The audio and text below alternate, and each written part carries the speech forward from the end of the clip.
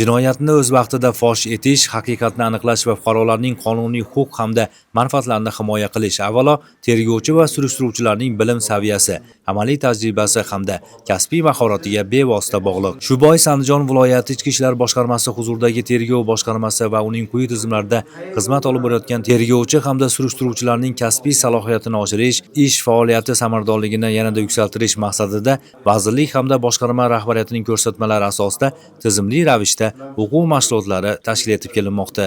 Xususan, joriy yilning 13-15 yanvar kunlari Andijon viloyati Ichki ishlar boshqarmasi huzuridagi tergov boshqarmasi, viloyat Ichki ishlar boshqarmasi ekspert kriminalistika markazi hamda Andijon shahar prokuraturasi bilan hamkorlikda Andijon shahar prokuraturasi hududida tashkil etilgan maxsus tergov poligonida keng qamrovli amaliy o'quv mashg'ulotlari o'tkazildi. Mazkur mashg'ulotlar yo'l transport hodisalari, shuningdek og'ir va o'ta og'ir turdagi jinoyatlar bilan bog'liq holatlarda hodisa sodir bo'lgan joyni ko'zdan kechirish jarayonlariga bag'ishlandi.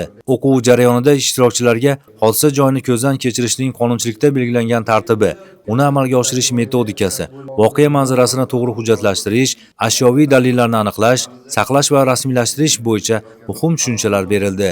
Shuningdek, ko'zdan kechirish jarayonida e'tibordan chetda qolmasligi lozim bo'lgan holatlar, dalillarni yo'qotib qo'yishga olib keluvchi omillar hamda amaliyotda uchrab turadigan xato va kamchiliklar misollar orqali batafsil sharhlab berildi. Bu esa tergov harakatlarini yanada aniq, xolis va qonun talablariga qat'iy rioya etgan holda o'tkazishga xizmat qiladi. O'quv mashg'ulotlari davomida tergovchi va surishtiruvchilar o'zlarini qiziqtirgan savollar bilan mutaxassislarga murojaat qilib, amaliy misollarga asoslangan to'liq javoblar oldilar. Og'ir va o'ta og'ir jinoyatlar yuzasidan hodisa sodir bo'lgan joyni ko'zdan kechirish hamda yo'l transport hodisalari yuzasidan hodisa sodir bo'lgan joyni ko'zdan kechirish yuzasidan bilim va ko'nikmalarimizni yanada mustahkamlab, mutaxassis ishtirokida o'quv mashg'uloti amalga oshirildi. Mazkur o'quv mashg'ulotimizdan maqsadimiz kelgusida jinoyatlarni issiq izdan ochish, sifatli tergov qilish, yetuk malakaga ega bo'lish bo'ldi.